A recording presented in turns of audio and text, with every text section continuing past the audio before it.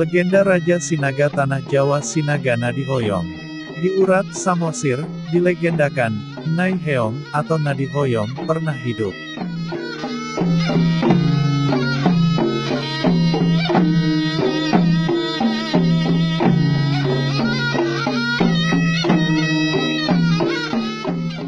Dia memiliki 3 putra. Yang termuda, Simula Raja, melakukan perjalanan ke Simalungun dan memasuki wilayah yang sekarang disebut Tanah Jawa di Kampung Limbong, tempat Dolok Panribuan sekarang berada. Dia menetap di sini dan menjadi leluhur orang-orang Tuan di Dolok Panribuan. Nadihoyong sekarang menginstruksikan 2 putranya yang lain, satu di antaranya dipanggil Simuharaja, tetapi yang satu lagi tidak diketahui namanya, untuk pergi ke Simalungun dan mencari adik lelaki mereka.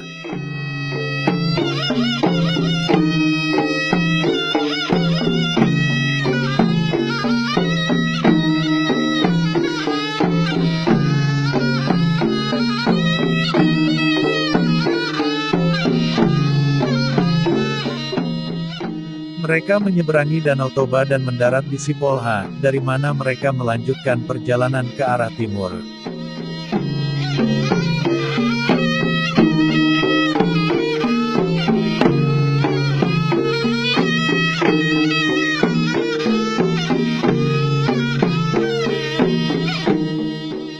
Segera mereka bertemu dengan seorang Minangkabau, yang telah mengumpulkan darah naga, Jorlang, untuk menjualnya, karenanya negara ini disebut Jorlang Hataran. Yang lebih tua dari kedua bersaudara itu menetap di sini dan menjadi leluhur para tuan Jorlang Hataran. Karena itu keturunannya dikatakan sebagai marga, Nadihoyong Hataran. Kakak laki-lakinya menyuruh Simuharaja melakukan semua jenis pekerjaan. Dia harus mengumpulkan rotan untuknya, memotong rumput untuk kudanya, dan melakukan kegiatan lain seperti itu. Muharaja tidak menyukainya, jadi dia memutuskan untuk meninggalkan Jorlang Hataran dan mengikuti pengumpul rotan Minangkabau dalam perjalanannya. Mereka melakukan perjalanan kemana-mana, termasuk ke Jawa. Simuharaja mengambil beberapa tanah dan air bersamanya dari pulau ini, dengan tujuan mengusir saudara lelakinya dari Jorlang Hataran setelah kembali ke Sumatera.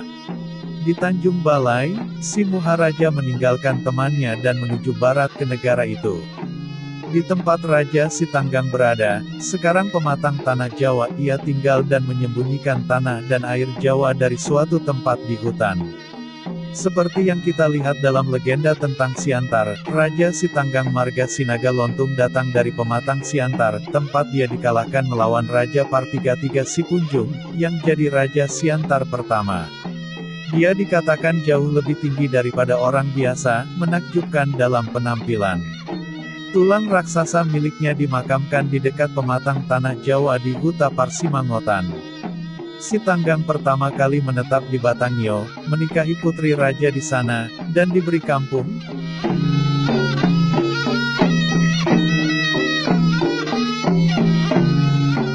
Kemudian pindah ke pematang tanah Jawa, di mana kemudian dikenal sebagai Raja Batangio.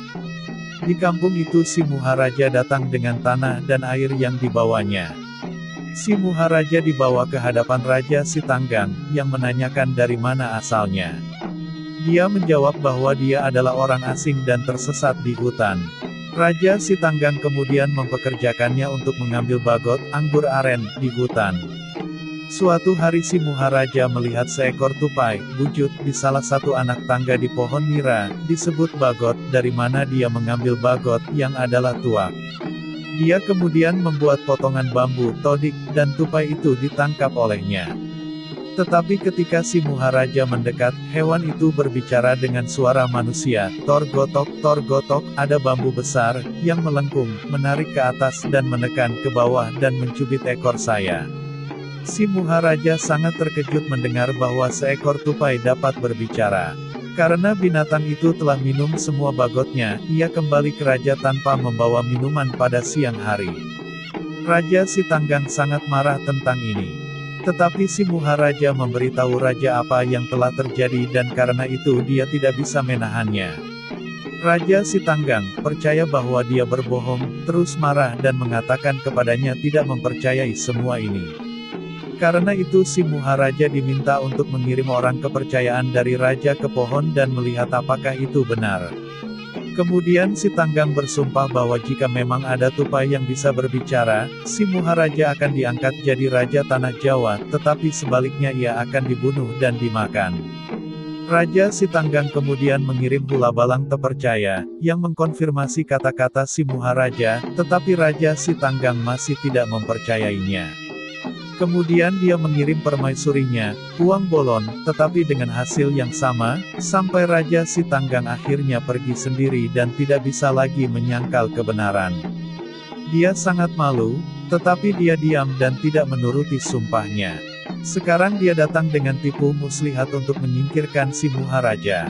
Dia melilitkan kain sutra di sekitar cabang pohon sehingga tampak seperti ular.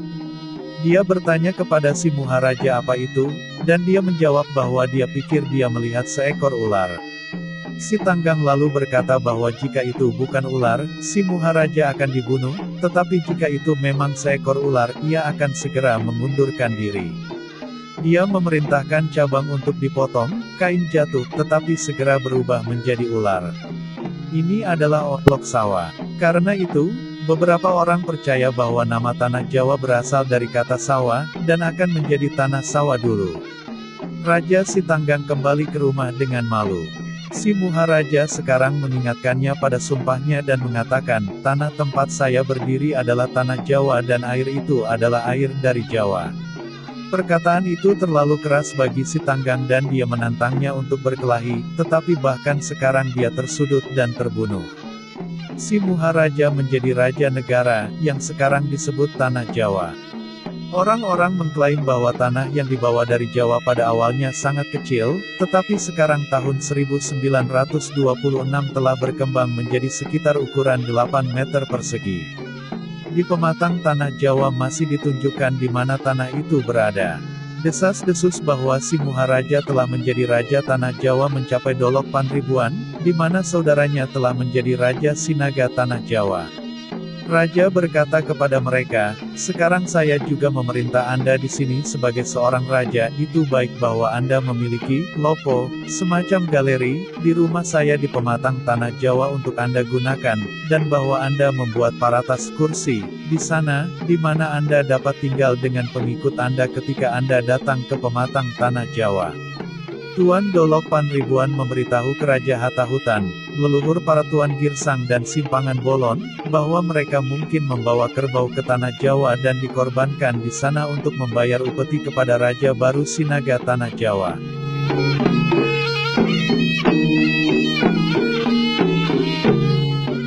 Mereka kemudian pergi ke pematang tanah Jawa ketika Tuan Dolok Panribuan, sampai di tempat itu, menggenggam tangan si Maharaja dan berteriak, kamu telah menjadi raja kami. Tuan Jorlang Hataran menempatkan saudara mudanya, si Maharaja, di atas kursi dan juga menyatakannya sebagai raja. Catatan, masih ada adat di tanah Jawa bahwa ketika melantik raja, kepala Girsang dan Simpangan Bolon harus membawa kerbau, korbo Panraja. Tuhan Dolok Panribuan harus memimpin raja ke tempat duduknya, Paratas, dan Tuhan Jorlang Hataran menempatkannya di sana. Adat juga menetapkan bahwa Tuan Dolok Panribuan harus memiliki, lopo, di rumah raja sendiri dan disediakan kursi, Paratas untuknya. Hanya Tuan Jorlang Hataran memiliki rumah terpisah di pematang tanah Jawa, seperti halnya para kepala suku dari Girsang dan Simpangan Bolon. Itu, lopo, disebut lopo ujung. Rumah kepala Girsang dan Simpangan Bolon disebut Balai Siporling, tetapi ini tidak ada lagi. Seluruh legenda Sinaga tanah Jawa direkam pada Tarombo, terdiri dari beberapa lembar laklak. Hanya raja, atau seorang guru yang bertanggung jawab, yang dapat membaca Tarombo itu, dan harus berkonsultasi dengan ahli Parpaneyan, pustaha dari buku laklak, untuk menemukan hari yang cocok untuk membuka laklak itu. Namun, bagian yang berurusan dengan tupai, tidak boleh dibaca guru itu. Krusen melaporkan bahwa tanda ditempatkan untuk berhenti membaca dan ketika mencapai batas, guru harus memberikan Tarombo kepada raja, sehingga dan berharap raja akan membacanya sendiri. Bagian-bagian ini sekarang telah dijahit. Tarombo disimpan dengan baik di rumah raja sendiri dan dianggap suci.